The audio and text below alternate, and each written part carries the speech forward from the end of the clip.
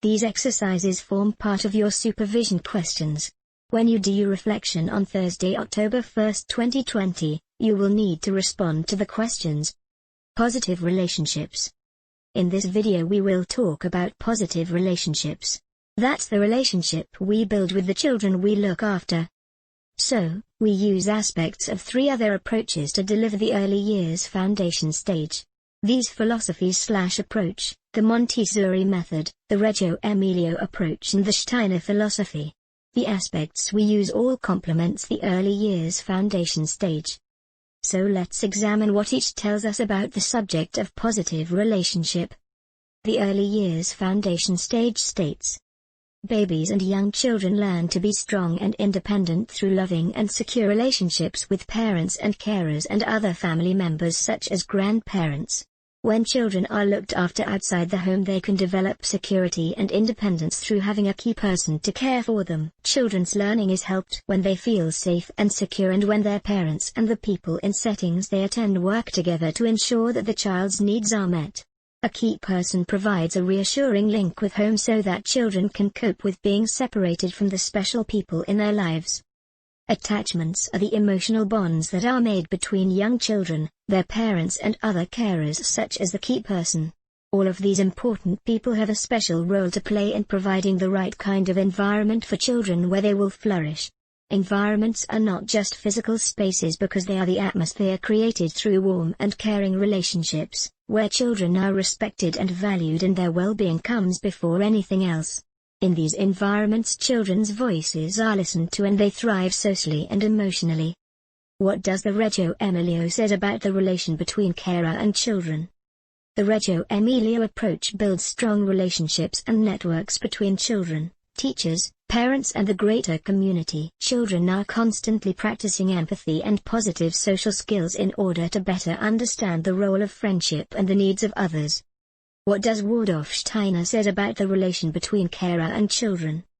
The practitioner, key worker, and other helpers work as a team, providing a family environment away from home. Strong connections are made and maintained with the child's family/carers, and a bridge is built between home and school. The Montessori teacher's role is to be an observer, learning director and guide. Rather than taking control and imparting knowledge, he or she provides opportunities for children to learn in a prepared environment, one tailored to basic human characteristics and to the specific characteristics of children at different ages. The teacher lets children progress at their own speed, to develop a can-do attitude and a belief in their own abilities. Montessori teachers gives children freedom, but they assist children in finding their way to success in this environment. Montessori teachers value independence, self-reliance, and intrinsic motivation. They also value cooperation, kindness, and strength in community.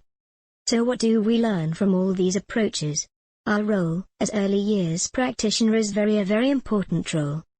In order for children to learn, grow and thrive, they need the security that those who look after them understand their needs and love them. So, as early years practitioners, we need to provide close and dependable relationships that provide love and nurturance, security, and responsive interactions. We have to provide that relationship that's built on trust, understanding, and caring. Such relationships will then foster children's cooperation and motivation and increase their positive outcomes. I now want you as early years practitioners at Sunshine Day Nursery how you foster positive relationships with the children. Think about your key children and how you ensure the following.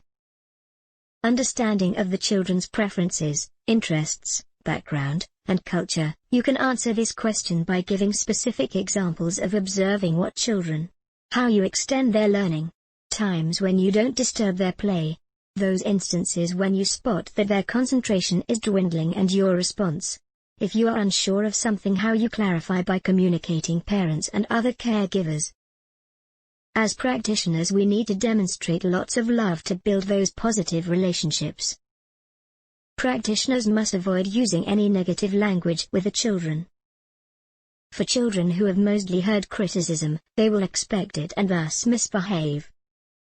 When adults make demands, nag, or criticize children, it is as if they are making a relationship withdrawal. Another exercise I'll want you to do is to reflect on the interactions you have with your key children.